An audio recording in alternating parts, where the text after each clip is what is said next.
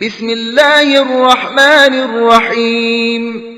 چاہ پاؤں تو میرے مولا نے متعدد مقام پہ کہا جو پوچھنا ہے پوچھ لو، میں اس طرح سے بیان کروں گا کہ قیامت تک کوئی اور بیان نہ کر سکے گا.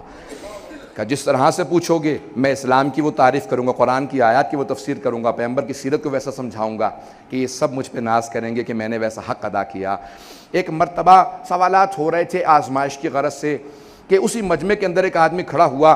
مسجد کوفہ بہت بڑی مسجد ہے، ابھی بھی جائیں تو تقریباً اس جو گزشتہ مسجد تھی 80% سے زیادہ اس کو بڑھا دیا گیا، یعنی تقریباً 20% اس کے اندر مقدار بڑھائی گئی ہے.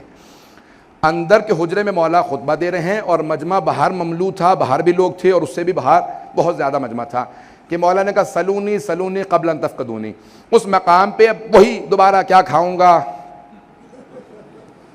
کوئی یہ پوچھتا یہ کہاں مرے گا کہ جو امیر المؤمنین کا امتحان لے اس سے زیادہ کوئی اور زندگی میں ذلت و خواری کا شکار نہیں ہوگا کہ مولا کا امتحان لینے کے لیے آ رہے ہیں.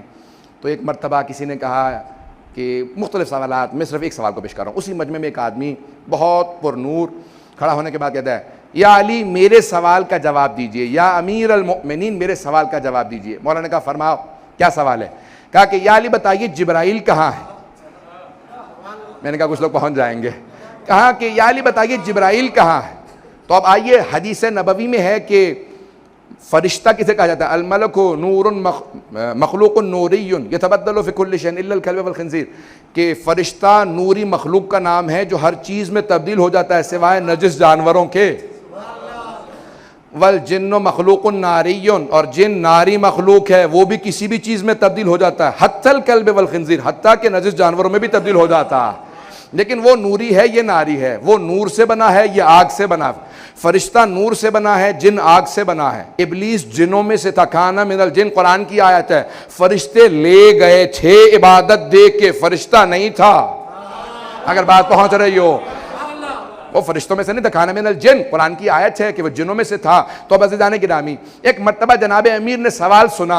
امام اسے کہتے ہیں جو ہر چیز کی حقیقت کو درک کرتا ہو، حقیقت کو دیکھتا ہو، ریئلٹیز کو دیکھتا ہو. اب فرشتہ کسی بھی چیز میں تبدیل ہو سکتا ہے. میرے مولا نے ایک مرتبہ سارے سامنے دیکھا، سارے انسانوں کو دیکھا، جہاں تک امامت کی نگاہیں جاتی تھی وہاں تک سارے انسانوں کو دیکھا. اور دیکھنے کے بعد پھر دائیں طرف دیکھا، سارے جنگلات کو دیکھا، پھر بائیں طرف دیکھا، سارے سمندروں کو دیکھا، سمندروں کی گہرائیوں کو دیکھا، چرند کو دیکھا، پرند کو دیکھا. پھر آسمانوں پہ نگاہ کو دوڑایا، سارے آسمانوں کی بلندیوں کو دیکھا، پھر زمین میں دیکھا، پھر پیچھے دیکھا. جہات 6 ہیں، ڈائریکشن 6 ہیں، سامنے پیچھے دائیں بائیں اوپر نیچے. مولا نے 6 جہات میں دیکھنے کے بعد کہا او سوال کرنے والے، میں نے پوری کائنات میں دیکھ لیا، جبرائیل نظر نہیں آ رہا، بس 2 افراد بچے، ایک تو دوسرا میں تو ہوں علی ابن ابی طالب، تو ہے جبرائیل.